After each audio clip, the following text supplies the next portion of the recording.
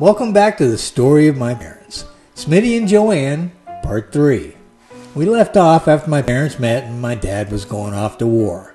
To catch you up, he survived fighting in Europe and Mom waited around for him to come home.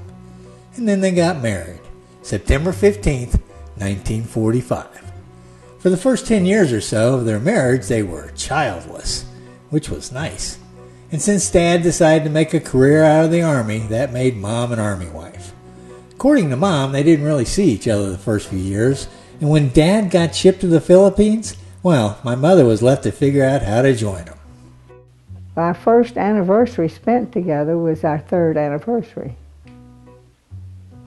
That's how messed up it was for a long time. They weren't used to all these wives. They didn't know what to do with us. And I got these orders to go finally, and they said, we'll pay for the transportation, blah, blah, blah, but there was nobody there. So I looked in the yellow pages, and here under U.S. Army, there was this office that says, Transportation, U.S. Army.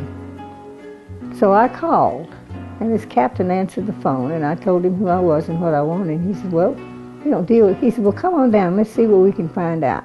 But it turned out I went on a hospital ship. They had 3 hospital ships over there, the Comfort, the Hope, and the Mercy. And this was the last trip of the Comfort. After that, it went through the canal and went out on the Atlantic side. And it was to go to get fixed up, I guess, in Norfolk. And it became a derelict at sea. They had to go out and pick up everybody, and then they sank the ship. It was in bad shape. Of course, it'd been hit twice by kamikaze planes. And one of them had hit directly on the surgery and killed most of the surgeons on the ship. I was down in the dormitory part, and there were 21 bunk beds. And but we only had 21 people down there. I was the only one that did not get seasick. He said I couldn't go outside, and I said, I've got to get outside. I can't stay in here. I'll be sick. So I went out, and they gave me a rope, and I tied myself, because the water was real rough. And I tied myself to the little rail, and I stayed out there, because they were getting sick down in the mess hall. We spent 26 days at sea without seeing any land. We saw Iwo Jima from a distance at night with the beacon on the hill there. And that's the only land we saw for 26 days. Interesting trip. The captain asked me if I would be willing to put out the daily bulletin every day. But they would tell me what had to be in, and then I could put anything else in I wanted.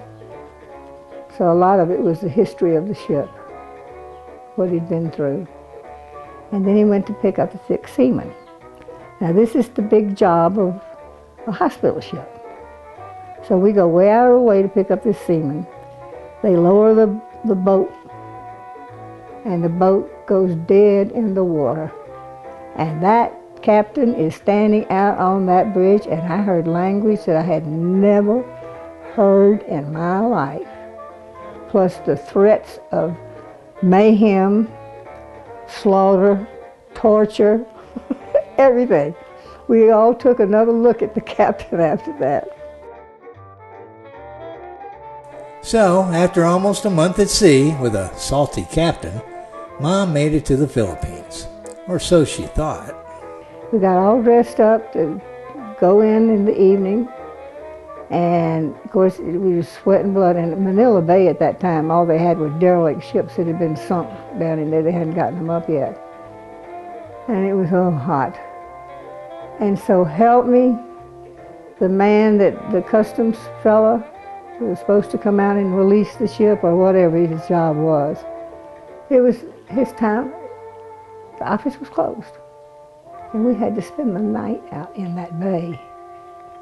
And you talk about, we all got up the next morning and our hair was all down, just wet. We were just dripping in perspiration and got off.